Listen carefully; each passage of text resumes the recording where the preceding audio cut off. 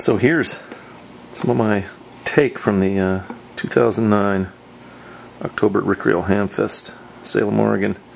This is probably the high point of the day. It's an ICOM 202.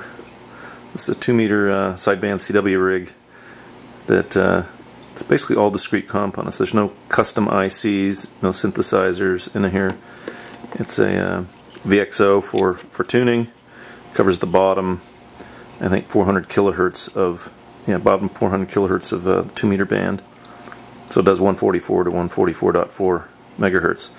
And beauty is, though, it's pretty lightweight, but would lend itself very well to a field day or VHF contest kind of a rig, and also as an exciter for microwave transverters. It's a pretty rare item to find anymore, let alone that it's in mint condition.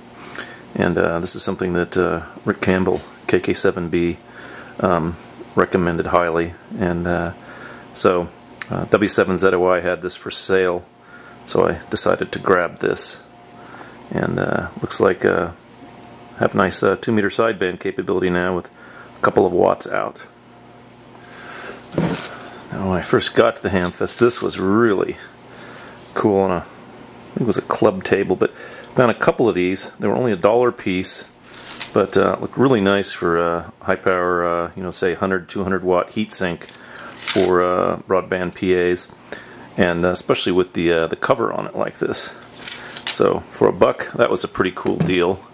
And what was really neat was that inside of it, both of these had circuit boards where these appear to be some big power FETs. These were appeared to be 12-volt switching, DC switching modules for some avionics. And there's these insanely large transistor packages of some kind that were heat-synced, part of the heatsink mechanism. And so I might be able to figure out what those are. Those will just be freebies if nothing else, but I just wanted the heatsink, but that was an added bonus. And there was another table there that had some really cool boards. These were only 50 cents a piece, but the beauty is there's a whole bunch of silver micas, and which are not cheap by any means these days. But the cool thing is that there's a 3.55, 3.6, and 3.65 megahertz crystals. So this put me right down there at the bottom of the CW band for 80 meters. That's just an unusual crystal frequency to find. And early on I found this really nice, pristine air variable for, I think, this was 50 cents. I got a pair of matching air variable caps, 50 cents a piece, so these will go nice into a trance match. And at that price I rarely find them like that. There was another nice air variable here for 50 cents, all in the same pile. Once the guys at the table realized I was hedging, they pretty much cut the price in half. Then I got these in the deal for 50 cents each. I think it was a package deal. So that was well worth the effort. And the other neat thing was there was a free table. So this is free, just some nice trimmer caps. I don't know what crystal frequency this is, but even a feed-through cap, all for free. And here was another board from that same table. And what just got my attention was mainly these 3 trimmers, but then later on what I noticed is that there is a discrete double-balanced diode ring mixer as part of the board. So this was probably some kind of a receiver or transmit board, an upmix assembly for something. And another freebie was this pretty good sized circuit board. It looks like something computer or maybe TV related, can't tell. But more to the point was all these voltage regulators for free, and some RF choke Balun cores. And I'm not sure what's going on in here, but this obviously had a cover, so this means that there's probably some VHF or UHF devices in here. This might have been a synthesizer section or a VCO. Hard to say at a glance here without getting the magnifier on to see what some of the part numbers are. And another cool one that was on a free table was some kind of obviously a video box of some kind. That's what this came out of. It looks like somebody maybe got the mixer off of this, but mainly just for this steel tin-plated box as an RF cover for some of my other projects. And there's also a voltage regulator for free.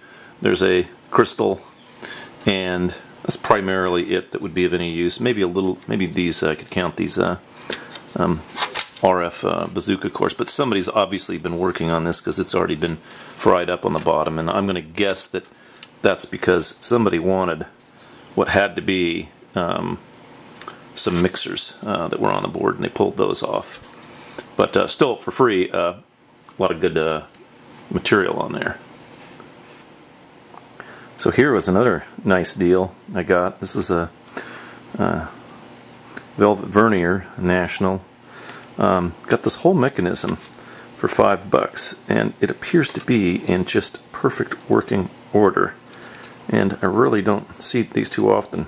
Obviously, I'd want to make a new back plate on some kind of paper or print up for it, and maybe even run a new panel on it. But I could live with what's there. But just the fact that I got the whole gear reduction and the knob and all this for $5 was a pretty nice deal. And the other item that was pretty cool was pickily working with manual for $3.50, and just don't see that too often. Now, I'm not big on the business end of it, but the fact that it's a business calculator, but still for a calculator in general, quite nice. Got a nice bag of heat shrink for $1. Don't see that too often. Here's some 300 puff silver micas. These are going for about 7 cents a piece. More silver micas, same price. And a whole bag of 56 puff caps, mainly for filters.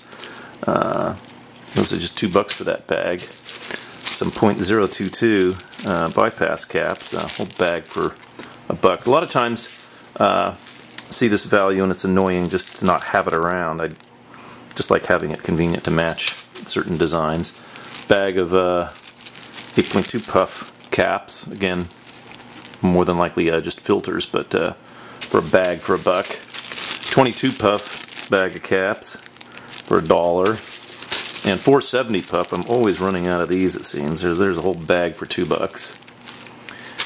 And the other magic item is this really nice roller inductor.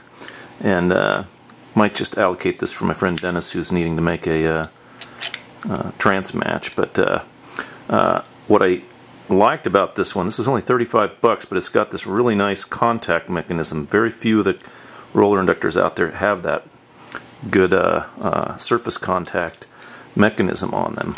And the Q can really get messed up if you have any kind of oxidation on the wiring, which is very typical.